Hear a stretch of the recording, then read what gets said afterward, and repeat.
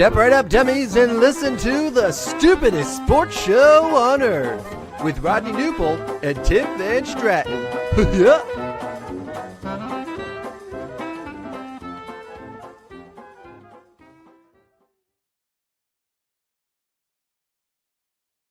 Well, hello, dummies, and welcome to episode number 107 of the stupidest sports show on earth. My name, as you all know, is Tim the Intimidator Van Stratton, joined by Rodney Newpol.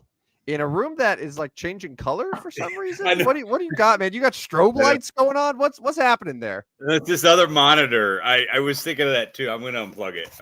Here. No, I liked it. It gave the show a little bit of juice, man. It's like, it's just like you're green, you're blue. I like it, man. It's a party. It's kind of frustrating. It's kind of annoying, actually. I'm going to end up unplugging this here in a minute because it's bugging me. But I don't know why this other monitor does this. If it's not connected right, it'll change colors. It's green, it's red, it's white. Anyways, here we are. And you go ahead and talk because I'm going to get a drink.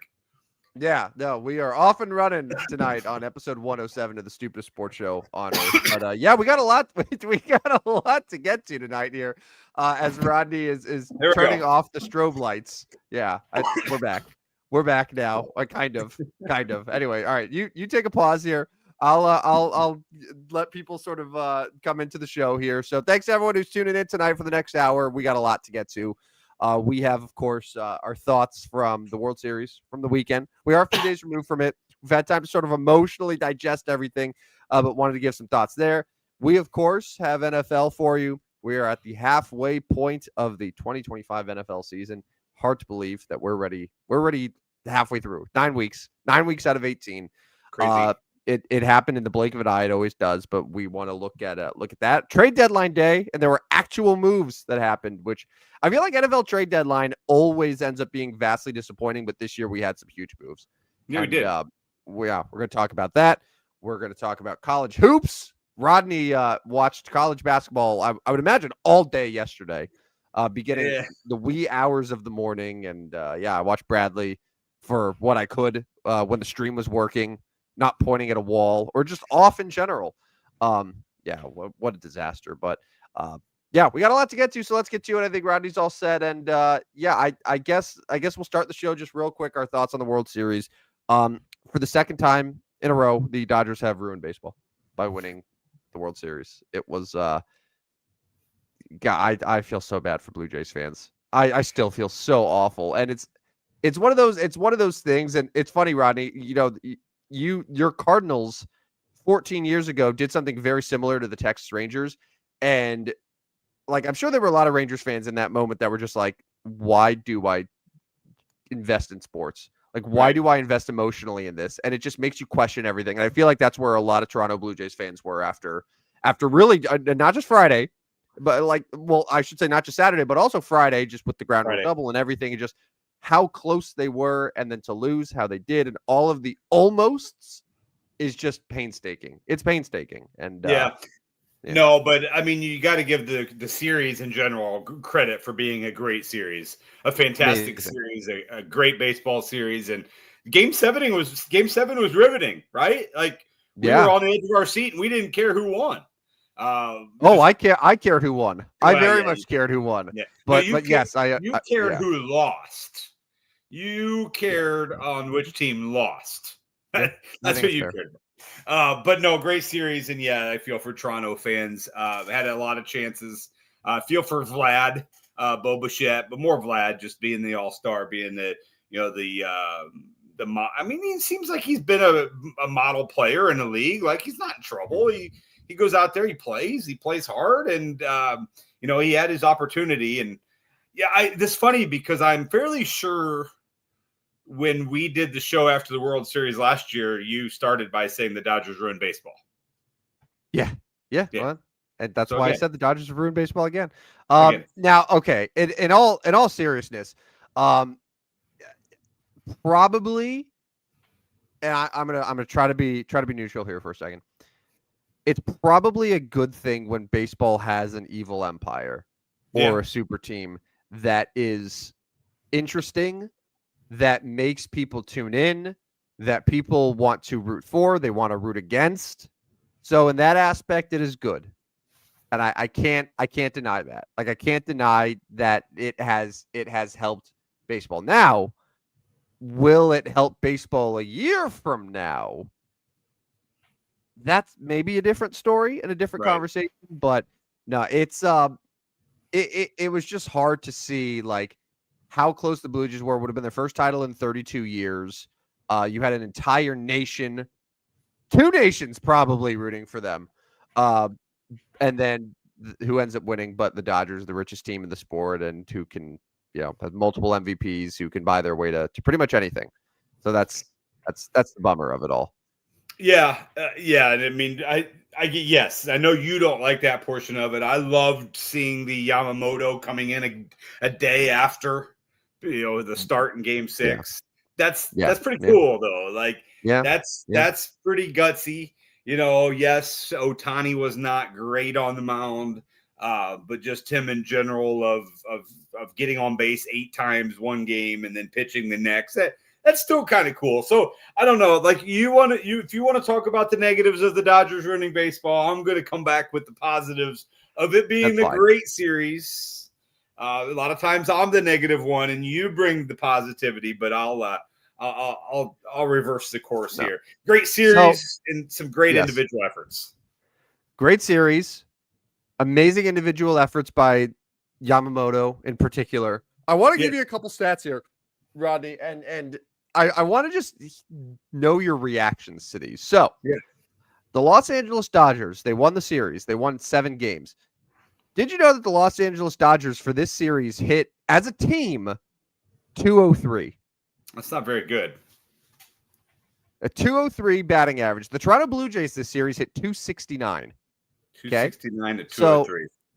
So the Dodgers OPS was 658. Toronto's was 745. So Toronto was the better offensive team. Toronto scored this series. They scored 34 runs total. The Dodgers scored 26. So Toronto outscored them by 8 runs in a 7-game series. What's also incredible to me is, so out of those 34 runs, Yamamoto was responsible for only 2 of them. Yamamoto pitched 17 2/3 innings, gave up only 2 runs. He struck out 15. So that means that every other Dodgers pitcher, Blake Snell was responsible for 10 earned runs.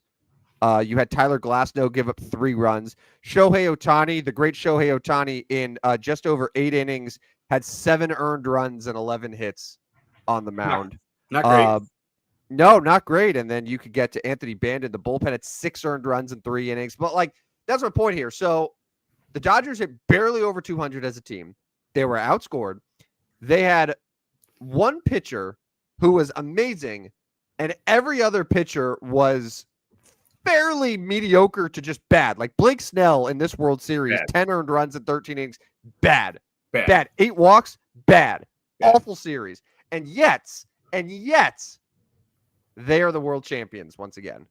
Like, that, to me, makes it so much worse if you're the Blue Jays as well, because the Toronto Blue Jays outplayed the Dodgers in this series. But the key difference was there were so many instances where the Blue Jays had a mistake on the base paths, and there were just a couple questionable moments that happened that they just didn't execute when they needed to. Meanwhile, and you saw, I think Game 7 was a perfect example, the Dodgers, when they needed to make play, whether it was Miguel Rojas at second base with the throw out to Will Smith, whether it was Andy Pages sprinting like 100 yards from center field over to left field to collide into his own teammate just to make that catch. Those were the plays that the Dodgers made that the Blue Jays couldn't. And that was the difference in the series. So it was like, it came down to just the execution of just those small but highly, highly important plays that ended up being massive in the grand scheme of the series. And that's really what it was. Cause like, there's no circumstance where if you would have said the Toronto Blue Jays outscored the Dodgers, they out hit the Dodgers, they tagged every single pitcher in the rotation except one, you would have been like, oh my God, the Blue Jays won the series in 5 games. Like that would have been the conclusion. Yeah, no, and I'm going to go with probably an unpopular take. I thought Dave Roberts was tremendous all series. He was. I thought he had a great series, and I'm not here to bash or blame John Schneider at all, because I didn't think he had a poor series. Things sometimes didn't work out his way or they didn't execute right, but everything Dave Roberts seemed to do worked out for him. And that's the crazy part about managing, because like if one or two of those things don't go right, we're talking about, oh, Dave Roberts, big time choker in the World Series. Like just one, like if Pages, like if that ball hits off his glove in center field and the Toronto ends up winning, now we're like, well, why'd they put him in there? Right? Put him in there and it didn't get done. Or, Rojas actually falls down at second base. Well, I should never been in the game. So that's just the crazy little things about the game of baseball that are wild to me. Yes. And then on the other side, it was John Schneider, who, again, like the Blue Jays will lose because of John Schneider, but you can look and say, okay, well, game 3, 18 innings, right? They took out Bo Bichette. They took out Kirk. Springer left the game with an injury, but like, if you have those guys in your lineup, perhaps they score runs and they don't end up losing in 18 innings. Or, there were moments too where, okay, they take out so-and-so and they put in Kiner Falefa to pinch run. Okay, well then Kiner Falefa actually still ends up getting tagged out by Tommy or thrown out by Tommy Edman at third base. Like, though, like his moves didn't work, but Dave Roberts' moves worked. So yeah, I'm with you. I thought that was probably the biggest overall. That was probably the biggest advantage the Dodgers had was managing, and in a world where it seems like managers in baseball are responsible for less and less of a team's success, I thought this series definitely proved that that's not quite the case, and that managing and getting a feel for the game and just knowing the right buttons to push and when to push them is. That was the perfect example, and Dave Roberts executed that flawlessly. Yeah, and I know I'm going to kind of transition to our next thought here, but for Toronto, don't you got to be thinking like, oh shoot, this was probably this could be our only chance, right? Because they're going to be good, but like the AL East is really good. The AL in general has so many options every year that like I'm sure many are thinking, I don't know if we'll ever be back. So I think it's natural to have that thought. One team that comes to mind, though, that I'm sure we said a lot of things very similar, was in 2014. The Kansas City Royals kind of surprised people as a wild card team. They made it all the way to the World Series, lost at a home in Game 7 to Madison Bumgarner, who, by the way, I still don't want anyone to forget. As great as Yamamoto was this postseason and this World Series, it still does not touch what Madison Bumgarner did. I just want everyone to not have total recency bias here. Madison Bumgarner's postseason was probably the best that we've ever seen, and it was better than Yamamoto. Anyway, but that Kansas City Royals team, I would love to go back in time to see what the Royals World Series odds were for 2015 after that series ended, because I'm going to guess that no one expected them to return to the World Series and then turn around and win it. So that's the team that comes to my mind a little bit, to where I'm not necessarily going to write off Toronto. And here's the thing too with the Blue Jays is the AL East is tough, but the American League as a whole is not. And you're looking at like there's Houston, there's the Yankees, there's the Red Sox, there's the Mariners. Like the teams that I know for sure, like, okay, they're going to be like competitive, right? Right. That's it. You don't have to deal with the Dodgers. You don't have to deal with the Phillies. You don't have to deal with Milwaukee winning 95 games no matter what. Like, there's a path for Toronto. Absolutely. Yeah. So I think do you have the World Series odds for next year? Because I know we wanted to talk about those a little bit. Go ahead. What's your first thoughts when those come up? Yeah. So this is on DraftKings right now. They put the odds up pretty much right when the series ended. To no surprise, the Dodgers are the favorites again to win a third consecutive World Series title, plus 370. My Yankees are second at plus 750. Understandable. And then you have the Phillies, followed by the Astros and Mariners, who are tied Keep in mind, the Astros missed the playoffs altogether. The Mariners came within one game of the World Series. They're tied right now. Then you have the Mets, Red Sox, Braves, and then you get to where the Blue Jays are. The Blue Jays at plus 2,000 right now. It's the same odds as the Brewers and the Padres. And then you get Cubs and Tigers before things start to fall off a little bit. So, yeah, I'll ask you this, Rodney. If you had to place a bet on any team that isn't the LA Dodgers for next year, who would it be? Honestly, I have, and this is hunch only. Mm-hmm. This is hunch only. I think now, granted, they have to do it wisely. I think the New York Mets are going to spend a ton of money on pitching and be a big contender next year. I think so. So if you look at the National League East, the Phillies are obviously still talented, but like we're going to eventually see a Phillies fall off, right? Yeah. Well, okay. Kyle Schwarber's a free agent. Yeah, he could Wheeler he and could Nola leave. Yeah. Yeah. Like Nola's inconsistent. Ranger Suarez is also a free agent, I believe. Like those are like huge pieces. Bryce Harper's old. Yeah. Trey Turner doesn't stay healthy a ton. Yeah, like that team could definitely fall back a little bit, but you also have the Braves, so I think this was one of those fluke years, and they'll be back. Yeah. So I guess to answer your question, one team besides the Dodgers, I think I'm gonna go out. I think I'm gonna go out on a limb and say, so what do I get the Mets odds at right now? So DraftKings has them at plus 1,500.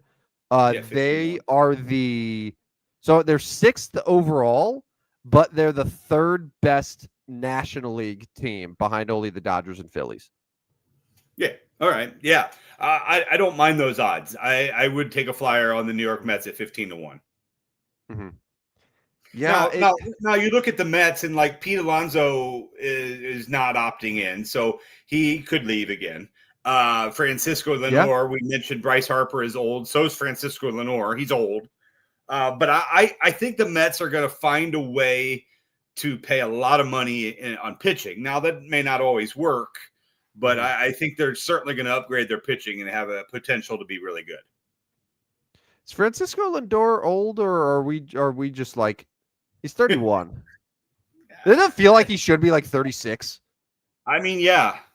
I feel like he's old, and maybe at 31 he's not, but I feel like he is definitely aging. But but yes, I'm at 15-1. I don't mind those odds. American League, heck, I'm probably going back to the Yankees because I think they're going to spend money too. I think you're going to see the Mets and Yankees spending the most money this offseason. I really do. I think they're both going to spend it. Yeah, I do. There is a part of me that feels more and more like the Yankees are really going to try to be aggressive and spend money, and they just saw what the Dodgers have done the last couple of years, and not really throwing too much caution to the wind of how they spend. Yeah, I liked the way that the Yankees built their roster this year, where they made up by losing Juan Soto with, let's fill that gap with Cody Bellinger, with Paul Goldschmidt, but like ultimately. You need just total game-changing players. Yeah. Like game-changing players, which is why I think like Kyle Tucker is someone who I think they're going to be very, very aggressive in. And they are getting Garrett Cole back at some point next year as well. And then that has the potential to be a really, really, really strong rotation for them with Cole and Fried and Rodon and like all these guys. So yeah, I think the Yankees definitely make a lot of sense there, but I still think, and this was a team that you and I were I think pretty high on going into this year. I think the Mariners are going to be back. I don't think that this was a fluke for them. I think the pitching is really strong.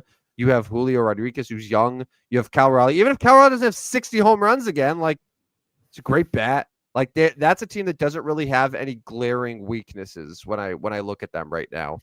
And I think that they're in a good spot to repeat as division champs and have a chance to be in the ALCS again. And like they were up 3-2 in that series. Like they could have easily been in the World Series as well. So yeah, I mean, you look at the American League West, like the Angels in the Athletics are not competing. So now it comes down to a Rangers team who we've seen kind of, either get old or not be nearly as good over the last 2 years. And then Houston, who like didn't make the playoffs last year, and I have no idea what direction they want to go now. So yeah, this is Mariners are a good choice, at least to get there. And yeah, I could see that being my American League money. Mets, Mariners, I'd be pretty happy with taking both those flyers. Yeah. Long shot teams, because the Blue Jays going into this season were probably in that plus 3,000, plus 4,000 range. So some of the teams that are in that range, you have the Guardians, Orioles, Rangers, Reds, Royals. Oh God, we loved the Royals going into this year. Giants, Diamondbacks, Rays, any of those teams that I know it's so hard because we haven't seen an off season yet of moves, but do you think that it's one of those things where it's like the Giants make a couple moves? The division's so tough, though. Yeah, I mean, I'll kind of steal your thunder here and go Cincinnati, right? Like Tito gets his second year with the club, still a fairly young nucleus that I think will be willing to spend some money. Like, I don't know. I don't think Cincinnati's a total small market team. I think they are willing to spend some money. Now, what that means, I'm not real sure. You still have a couple stars there. I wouldn't be opposed, obviously, depending on what they do in the offseason, to Cincinnati. Yeah. I don't know. That's a team that I feel like is very offseason dependent on me. But yeah, like the management's in place. They have good pitching. They have some bats that you could definitely like. But I think they had too many opportunities this year to really just cement themselves as a playoff team. And granted, they made the playoffs. Yeah. But how much of that was just the Mets having a totally epic disaster of a collapse?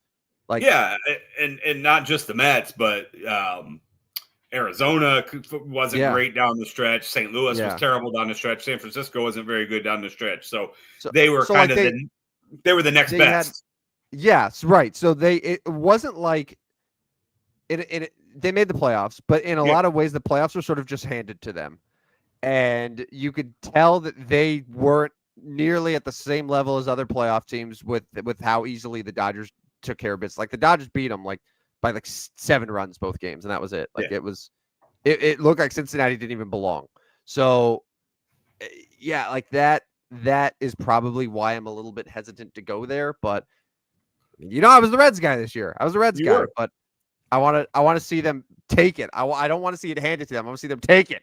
There you go. So that's we go. All right, let's pivot here until next time, baseball. But now it's football season, and the trade deadline was today.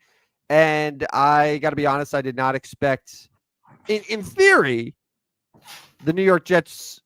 We should be like, oh, that's a fire sale. But I was still shocked when I saw Sauce Gardner was going to the Indianapolis Colts for 2 first-round picks and A.D. Mitchell. That was one of the bigger NFL trade deadline moves that I can recall. Not only are the Jets selling a guy who was a corner for that team, but also the Indianapolis Colts have gone all in.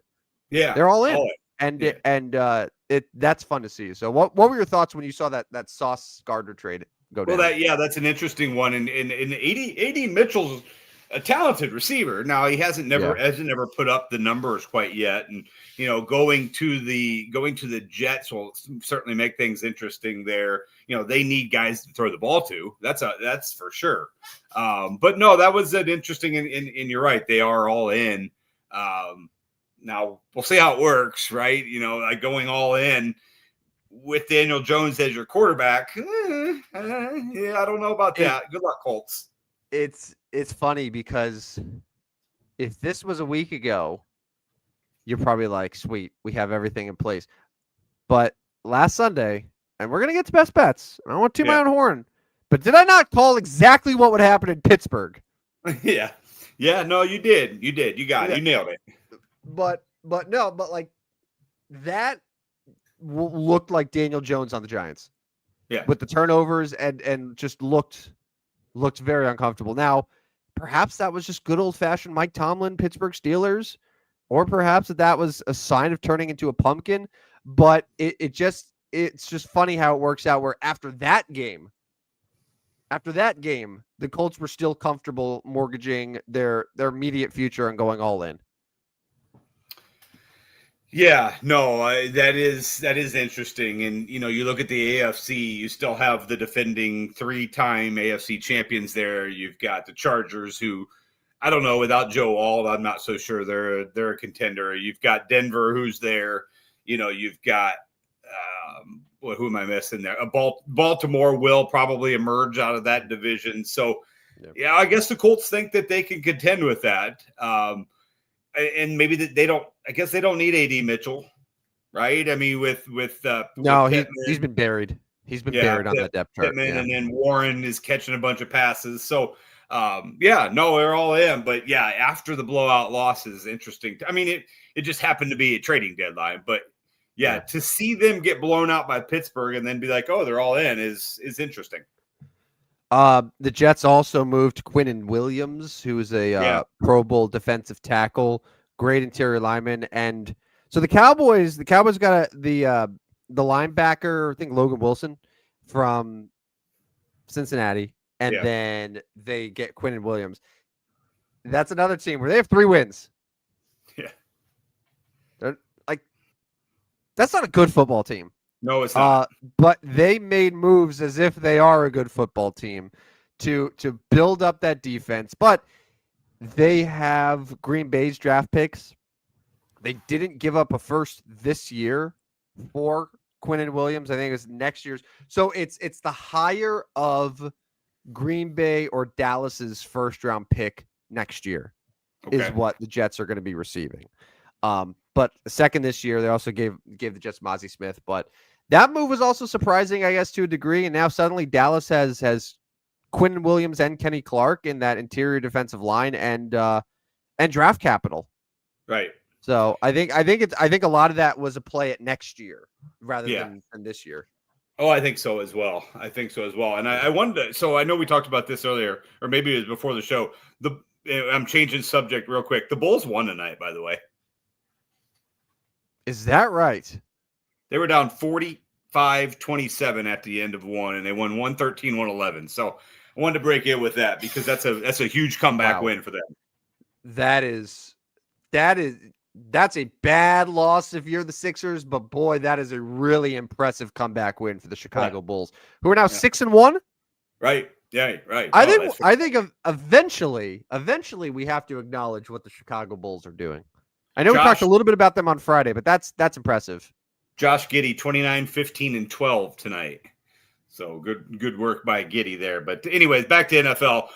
It was an active deadline. Shaheed went from the Saints to the Seahawks. Seahawks look like they want to try to say they're as much all in as they can be. I mean, you've mentioned it a couple times. Seattle's good. They're good. What are they, 6-2 now? 6-2, yeah, but that entire division outside of Arizona is 6. Yeah, it's a great division. Yeah, 6-2. Darnold is still playing very well. Yeah. Shaheed is going to a team where he already knows the offense because Clint Kubiak, who's now the offensive coordinator for Seattle, previously was with New Orleans. Yeah. So already has familiarity. I think he'll be able to space the field, allow a lot more room for Smith and Jigba. Torrey Horton also had a couple TDs on Sunday nights. He's a late round rookie who's been super impressive for them. Like, that's a team where I think a lot of people were sort of like, I mean, they're just okay. No one thought anything of them, but like, that's a fun offense. That's a fun offense where they have running back depth. They have a good quarterback. They have solid receivers. Clearly the coaching's good. I don't know what their ceiling is, but like, that's a team that I think a lot of people underestimated, and they've been impressive for sure. Yeah, I mean, you mentioned their ceiling. Like, okay, so let's say they do win the NFC West. Okay, great. They're probably going to have to turn around and play one of the other two teams that didn't win the NFC West, right? Like, if you win the NFC West, you're either like you could be the 1 seed, but you're probably like the 2 or 3, which means you're playing the 6 or 7, which is likely going to be either LA or San Francisco. And I'm not sure either one of us are taking Seattle to win, even if that game's in Seattle over LA or San Francisco. Well, it's funny that you say, even if that game's in Seattle, because I'm guilty of this as well, where I just assume that the Seahawks are always so great in their own building. But for whatever reason, the last couple of years, the Seahawks have not been a good home team. No. This season, they're 2-2 at home. They're perfect 4-0 on the road. So maybe the Seahawks are going to be just fine if they end up only as a wild card team, because clearly that's where they're better off. I don't know when that changed. Last year is a great example. Last year they were 10-7. They were 3-6 at home, 7-1 on the road. That's crazy. Yeah, that is crazy. And I'm looking at Seattle's schedule. They host Arizona this week. Now they have the Rams coming up, and then they have the Titans and Vikings. Like, they've got winnable games out there. The Seattle team, they could have 8 wins before December gets here, possibly 9. So, they're on good track. And a plus 81 point differential, which is 1 point behind the Rams for the best in the NFC. I think the only teams in the NFL that are better than that. So you have the Rams, and the Colts, who are plus 109. That's it. Yeah, that's crazy. It. So that's good. Like, that they're legit, and that's exciting. But other trade deadline moves, we're trying to think. I know I was bummed that we didn't get like Jalen Waddle, Chris Olave. Right. I know we had the Dolphins traded a couple guys earlier, but for the most part they kept a lot. The Jets did something I think a lot of teams that are out of it probably should do more of, which is just like, hey, let's just take advantage. These guys are young. They have value. Let's trade them while they still have value. Let's stock up picks. This gives us ammo to get a quarterback, to get whatever else, because they're going to need it. And you see a lot of other teams that are just afraid. Jacoby Myers, I think, was the other trade that was of note, I guess. But which I thought. So this is the thing with Jacksonville. So I guess it makes sense from the prism of, okay, Travis Hunter's on the IR. You need a receiver. Okay, great. But a 4th and a 6th round pick for a guy who is a 9-game rental, his contract's up at the end of this year, going to a team that's okay, like Jacksonville's 5-3, but like I don't think anyone's looking at Jacksonville saying like they're a Jacoby Myers away from contending in the AFC. Like that felt a little much to me. Like I would have thought Jacoby Myers would have gone for maybe a 6th, like only a 6th, not a 4th and a 6th. Right. Because Jacksonville's not catching the Colts in the division, and then they have too many other AFC possibilities for wild card. I mean, we're looking at the West having 3 teams in the playoffs. We're looking at So the East is going to have 2 with Baltimore and New England. With Buffalo and New England. So I thought it was a little bit odd for Jacksonville as well, but maybe they do think they can catch down Indianapolis, especially after the Indianapolis loss. But I don't see that happening. So let's look at halfway through the NFL season. So right now we are 9 weeks through. This is the first time that I think you can really get a good feel of the playoff picture. A lot of these teams that we're looking at now are going to be in the playoffs, but we don't know the order. We don't know how they'll get. Right. We don't know, but this will give us an idea. So the AFC, we have 3 teams right now that are 7-2. And they're all exactly who you would expect in 2014. It's the Indianapolis Colts, the New England Patriots, and the Denver Broncos. In 2014, I would expect all 3 of those teams to be 7-2. I can't say I expected that in 2025. So right now the Colts are the 1 seed. They got the tiebreaker over New England and Denver. New England's the 2 seed. Denver's the 3 seed. Who's the best of those 3? Probably the Colts, right? I think the Colts, but I mean, people keep overlooking New England over and over and over and over and over, and they've won 6 in a row and leading leading that division. Now, New England does get a little bit tougher this coming week. They have to play at Tampa Bay. Now, that's a tough one. Right? Finally a tough opponent for New England. Yeah, New England, their strength of schedule, their opponents this year have a combined win percentage of 355. Yeah, but so after Tampa Bay, it's the Jets, it's the Bengals, it's the Giants. So we can bash their schedule, but like with those 3 games coming up, they're looking at 10-3, right? Like there's a reason that everyone said the Patriots were a sneaky playoff team. We were like, how? And they said, look at the schedule. They're right. They finished with the Jets and Dolphins the last 2 games. So like they're probably looking at 11 to 12 wins. So I still, to answer your question, I think the Colts are the best team. I think Denver's number 2 in that list. I think New England's number 3. But if I had to predict which teams are making the playoffs, Buffalo's New England's number 1 because of their schedule. I think Indianapolis is going to make it because I don't think there's anybody else on there. But Indianapolis will make it. Indianapolis, I would pick ahead of New England still, just because of the division. They've got the Colts, they've got the Seahawks, they've got the 49ers, and they play the Texans twice. Like, I mean, that you lose all 5 of those games, and you're looking at like a 9-8 season. So I don't know. I still think New England is the best chance to make the playoffs out of those 3. Then it's Indianapolis, and then it's Denver. Denver, somebody in that AFC West may get left out. Right now it's Kansas City, but I don't know. It'll be interesting. So your 4th division winner in the AFC is the Pittsburgh Steelers, who just beat the Colts, move up to 5-3. They have the benefit of playing in a division that currently has a 2-6 Browns, a 3-6 Bengals, and a 3-5 Ravens. Yeah. Obviously, the Baltimore Ravens are the only team there that I think has any chance to catch Pittsburgh. It's only 2 games. They haven't played each other yet, correct?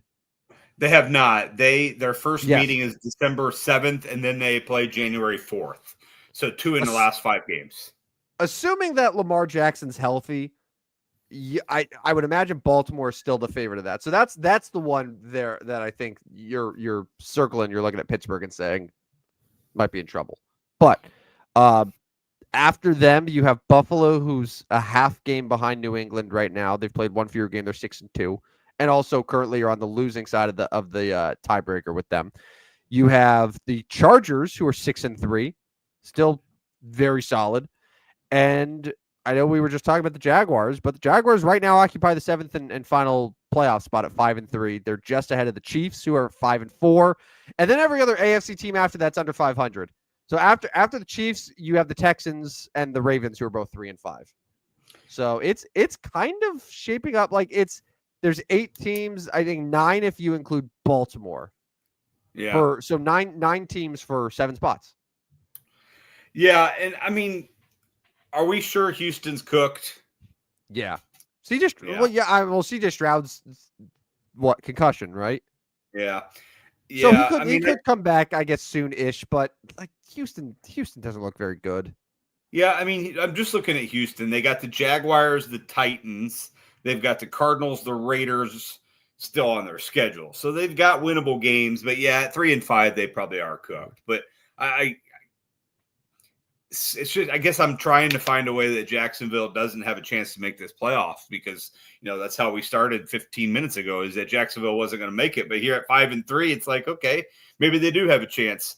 But I mean, you still got to think the AFC West could get 3, but they're all going to have to play each other again, right? Like that's the problem is, they're going to take a loss in each of those games against each other. And let me ask you, if one of the AFC West team gets left out, who is it going to be? Out of those 3? Yeah. I would probably say Denver. Denver gets left out. All right. Well, I think so. Well, I remember going back to when you and I did our preseason schedules where Kansas City's schedule for the second half, we were just going win. Yeah. Like it lines up very favorably for them. And I think that they're clearly improved from the first couple weeks of the season. They just lost to Buffalo, but like I'm not worried about Kansas City. I think Chargers are good. Really, I'm picking on the Broncos here because the Broncos have won so many close games, and I think that out of the 3 teams, they have by far and away the worst quarterback. So Chargers don't have Joe Alt anymore, though. yeah, that one hurts for sure. That one hurts for sure. Definitely something to consider. But yeah, I would say Denver is my team that I would leave out of that group. But honestly, if you ask me today, I think all 3 of them make it. Yeah, just like last year. Shall we get to my power rankings? Well, real quick, I want to give you the NFC side. Oh yeah. Let's go. NFC side. So the Eagles are currently your 1 seed at 6-2. Other 6-2 teams just in the NFC include the Buccaneers, the Seahawks, the Rams, who Rams by default are one of the wild card teams. So 4 NFC teams that are all 6-2. You have the Packers, who are currently leading the NFC North at 5-2-1, and then other wild card teams are San Francisco and Detroit. And right now, don't look now, Rodney. The Chicago Bears and Detroit Lions are both 5-3. Yeah, and Detroit has that tiebreaker thanks to that week 2 slaughter. And there's one other team in the NFC that has a winning record. Just like we all predicted at 5-4, it's the Carolina Panthers. Yeah, that's wild one. I was going to mention Bears Lions week 18 in Chicago could be an interesting one for playoff rights. But like if you look at okay, I'm not going to bash the Bears because they've played pretty well. They got the Giants coming up, okay. But let's talk about their last 6 games. They're at the Eagles, at the Packers, with the Browns, with the Packers, at the 49ers, with the Lions. That's not an easy slate for old Wonder Boy. No, that's one. The Browns one is a win, but those 5 games, they will be, I would say, decisive underdogs. Yeah, and all of them. Yeah. Home with the Packers right before Christmas, probably still underdog, maybe a couple points there.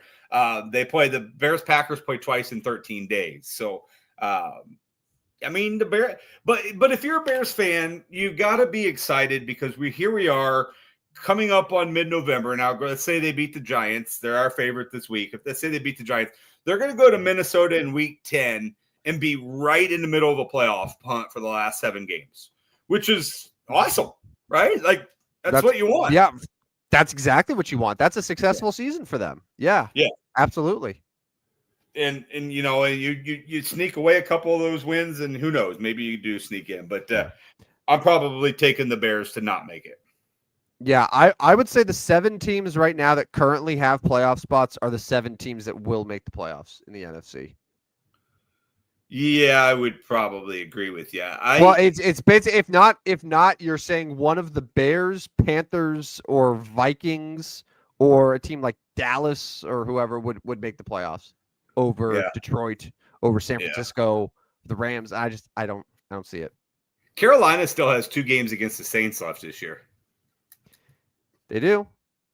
I like Carolina's schedule. They got the Saints this Sunday at home, at Atlanta, but then at San Francisco. So then, but then they have a stretch where it's like the San Francisco, the Rams, then a couple weeks later it's the Bucks, then the Seattle coming to Carolina, the best road team in the NFL with the best home team in the NFL, and then the Bucks. Like that's a tough schedule. I think Panthers are going to fade a little bit, but hey, 5-4. You ask Panthers fans, I'm sure they're excited about it. All right, let's get to your power rankings. Yeah, so interesting week. The teams at the top seem to lose a little bit more. Here we are. I'll go ahead. Week 9. I just posted them this evening. A lot of times I'll do it in the morning. I had it ready this morning and did not get to posting it. But here we go. Number 32. I'm going to drop the Titans to 32. They suck. They do. Bad. They aren't very good at all. Yeah. They aren't very good at all. And there's a lot of arguments for a lot of teams at this spot. For number 32. I got the Jets out of that 32nd spot because they won a game, ? So they won 39-38 over the Bengals. Titans won 4 or 5 weeks ago. Who'd they beat? They beat the Vikings. No, that was preseason.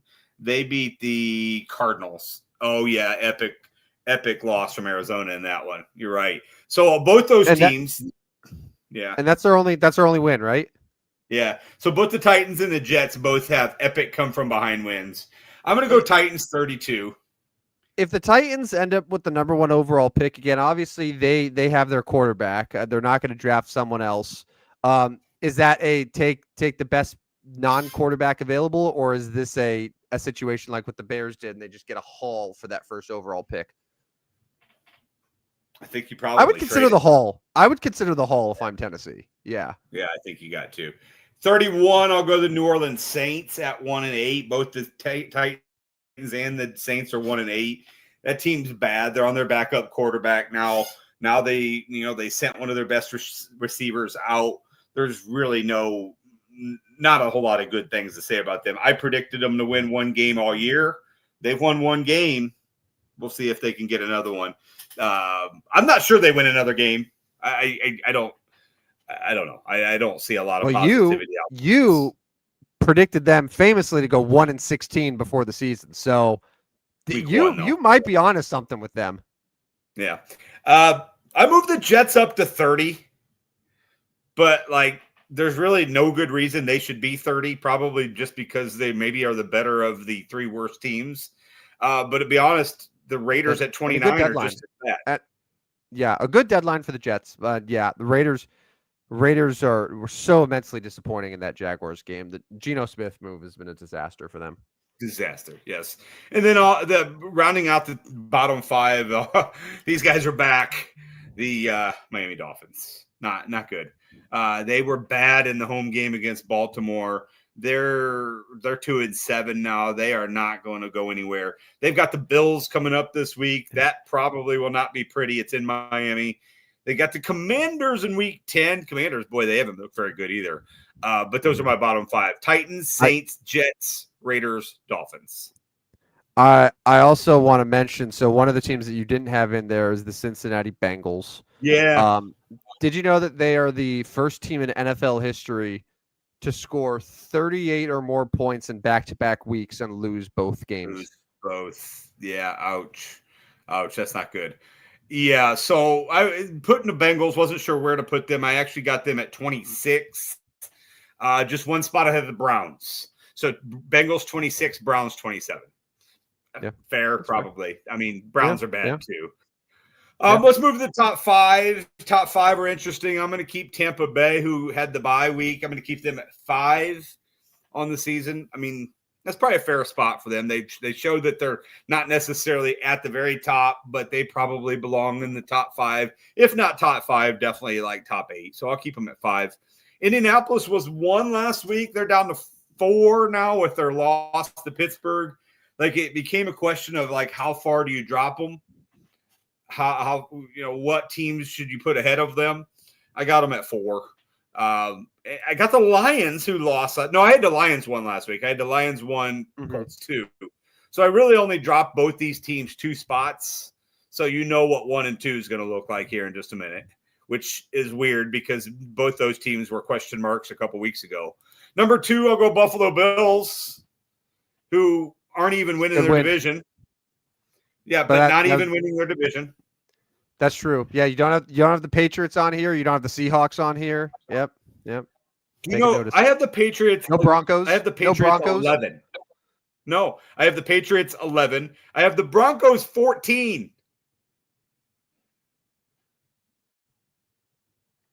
That's one way to do it.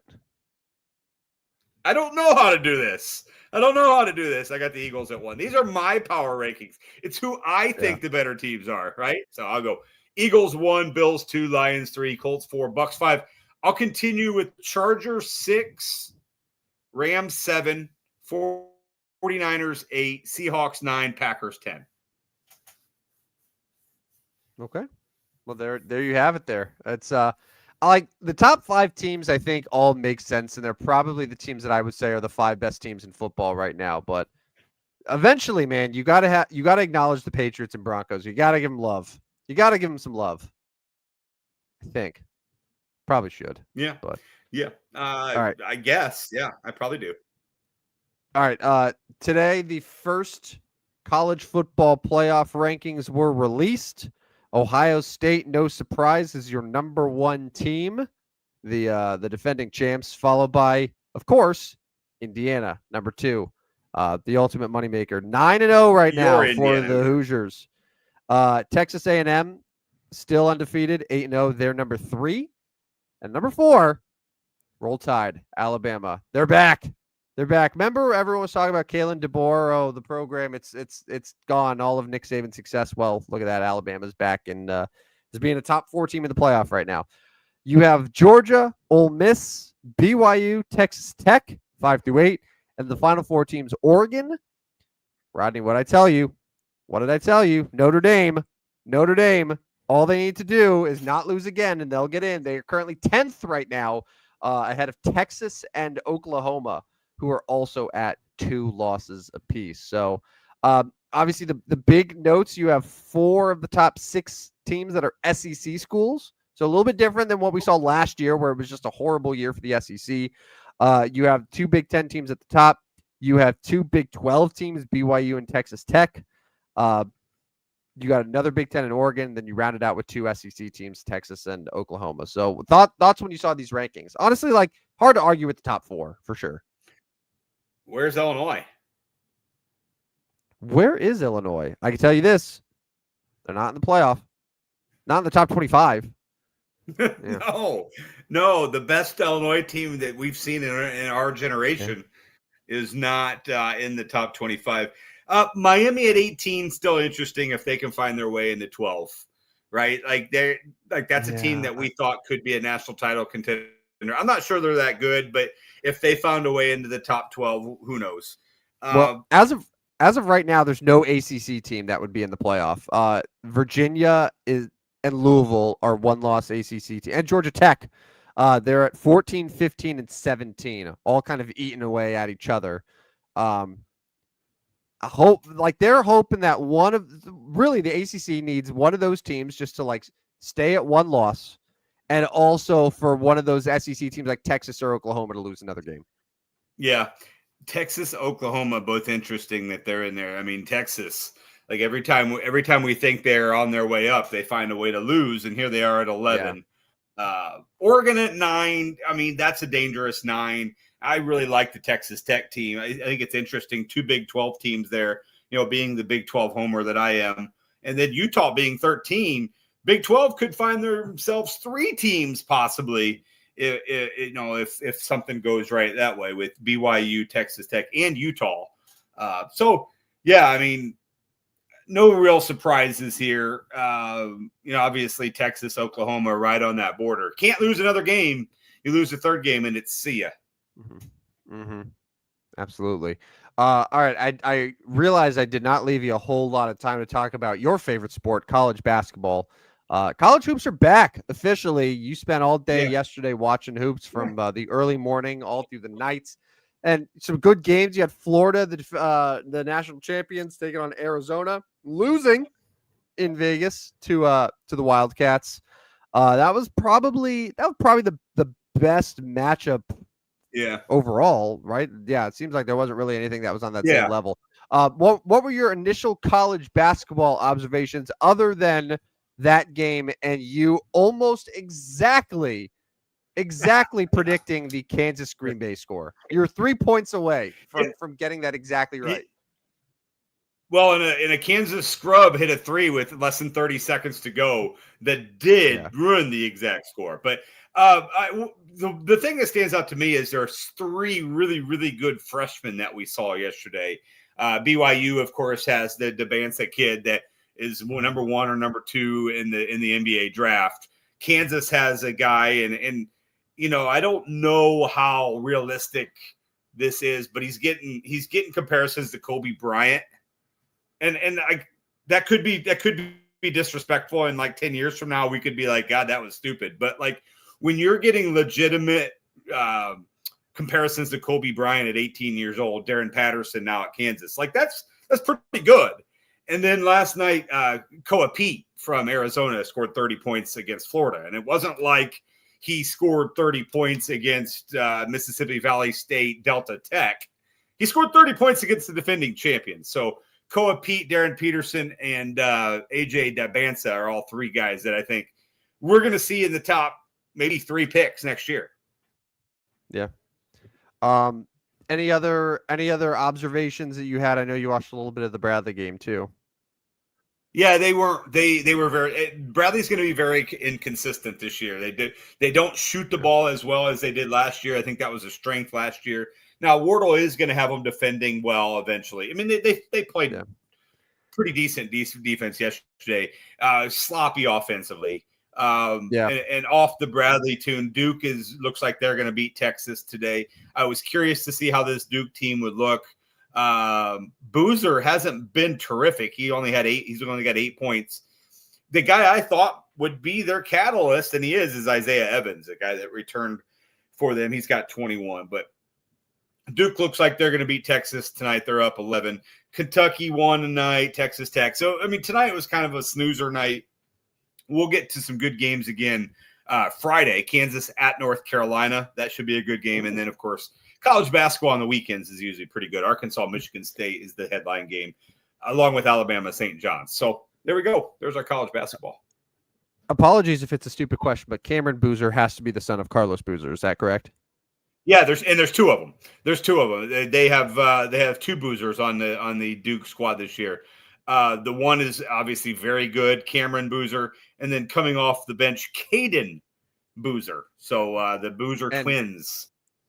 Cameron Boozer probably going to be another high lottery pick. Yes, he is. Yes, and he would be probably, if I was putting together an all freshman team, he would join those other three guys I was talking about.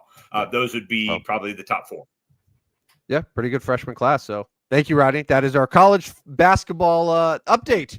Our first of many on the Stupidest Sports Show. All right, we're for the sake of not going terribly over time, let's get to our best bets and then our Mount Rushmore here. So, Rodney, I guess I'll let you lead this off. You decided to go back to the college football well. It has not paid off for you, but you said, hey, you know what? I'm going to bet against Chapel Bill, and that did not go well. Yeah. Nope. I continue to never win college football games. Syracuse, 2.5-point favorite. They were destroyed by North Carolina. So I'm proud of this one. The Chicago Bulls, I said they're feisty. I think that they'll compete, and they won outright against the New York Knicks. This was last Friday, and as you heard earlier on in the show, the Bulls came back from 24 points down to beat the Sixers to improve to 6-1 on the year. So Chicago Bulls, man, there's something there. It's exciting. So a good NBA win for me. Speaking of the Sixers, they did not get it done against the Celtics. Celtics won outright, so I started 0-2. Pretty much been the theme of my best bets for betting this year. It's like the Friday games. The Friday games have been tough. Yeah. Okay. All right. Once again, I did the obvious thing, and I said, hey, the number 2 ranked team in the nation that's 9-0, that has a dominant offense and an elite quarterback and a great head coach, is only favored by 3 touchdowns against a clearly inferior team. I'm going to bet that favorite. And Indiana destroyed Maryland, just like they did. Who was it? UCLA the week prior, 28.5. They beat by 50. So yeah, easy money. Indiana 21.5. Cash it. That's 2-0. Speaking of easy money, betting against your New York Giants seemed like to be a good answer. 49ers got it done. I'll take my easy money on this one. Whack Wones. He's looks competent. He looks competent. Like he does. They can hang. All right, I'll hang my hat on this one. I said this is the exact type of game that Mike Tomlin's Steelers will win, and they handled business, man. It wasn't like they pulled it out by their ass. Like they were up big early, and they just like never let the Colts offense get comfortable. And Steelers went outright as a 3.5-point dog. So that was a 3-0 start for best bets until things started to get a little bad. So Rodney, I feel so bad for this one because the Bengals Bears game was obviously insane. It will look like it was a for sure loss, and then an incredible win, and somehow became a bad beat. And the Bears ended up winning. So what was it? 47-42 was the final. Yeah, awful. So I got nothing. Plus 2.5 is a loss there. I got nothing here, man. The Lions, I thought they would crush the Vikings. That's Skeeter and I on Fantasy Focus were talking about it. We're like, this is the chance for Detroit to put up 40 plus. going up against JJ McCarthy. And the Vikings went outright. Don't look now, but JJ's 2-1 as a starter, but 2 of those wins coming against division opponents on the road. So, yeah, that was a tough loss. I won my last one, finished with the 2-3 record. I got the Buffalo Bills plus 2.5. And I mentioned I would take them money line, but because it's best bets for betting, I can take them at plus 2.5 and it'll work the same. So I got Buffalo. Congratulations to me. But I went 2-3 and still did not catch you. Yep. And what started off as a very promising week ended poorly thanks to the Lions and also the Cowboys, who were thrashed by Jacoby Brissett. I couldn't watch, of course, being a YouTube TV customer, but from what I heard, the game was gross. And the Cardinals were dominant. The Cowboys' defense, at least, is terrible. There's a reason that they've tried to get all these acquisitions to improve things. But that brings me to 3-2 on the week. So after 10, 11 weeks of best bets for betting, Rodney is 23-27. I've moved up to 28-22. I know this is killing Rodney. The one thing that he prides himself in is being the best bets winner over me. And the Substack's still great. The Substack's great, but at least what we're doing here on the show has been it's been lopsided as of late. All right. Let's get to Mount Rushmore's here. Number 7. I got a couple names that immediately come to mind. I'm sure you have sure you have similar ones. Baseball you mentioned last week. Mickey Mantle.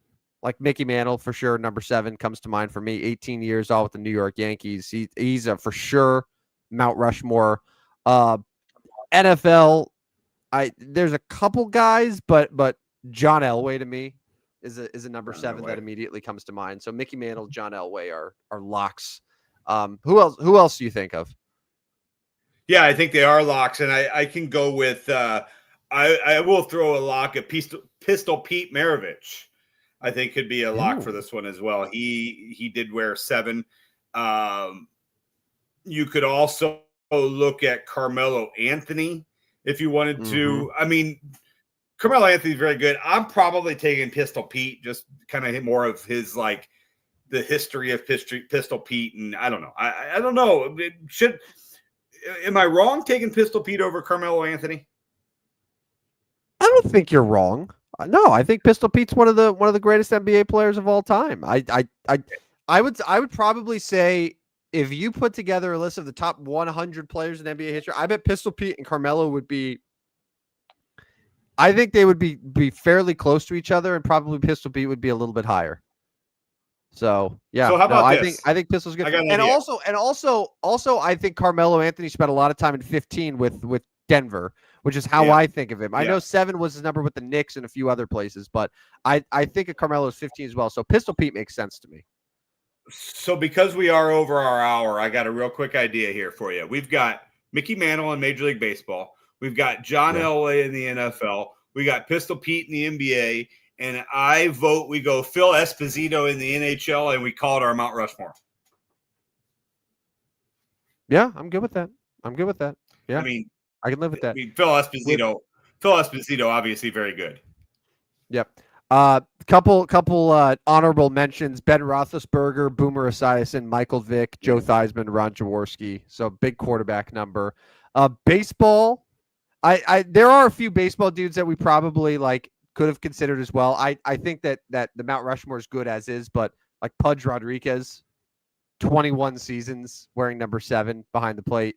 Kenny Lofton, Craig Biggio was number 7 Hall of Famer. Joe Mauer, number 7 Hall of Famer. So there's some good options, but I like our Mount Rushmore a lot. Yeah, one from each sport, and that's where we're at. No, that's good. Mickey Mantle, John Elway, Phil Esposito, and Pistol Pete. No, that's really good. Yeah, love really it. Good. All right, let's get out of here. Thanks to everyone who was watching the show. A reminder, if you're following us on Twitter, make sure to, or if you're watching us on Twitter, give us a follow if you're not already, so you will get us in your feed whenever we go live. And for all 107 episodes of the Stupidest Sports Show on Earth, you can download them wherever you get your podcast, Spotify, Apple, iHeart. Make sure to like and subscribe. Get notified for every single episode that drops. And sign up for Rodney's sports Substack, his Stupid Sports Show Substack, where despite the record on the best bets for betting here, he is a consistent winner on the Substack. He's sending free picks to your inbox every single day. So make sure to subscribe to that ASAP, right now. Do it right now. I don't care what you're doing. Go do it. Get those picks. Right They're worth it. All right, Rodney, good show. We'll be back Friday morning, 8 a.m. Preview NFL Week 10.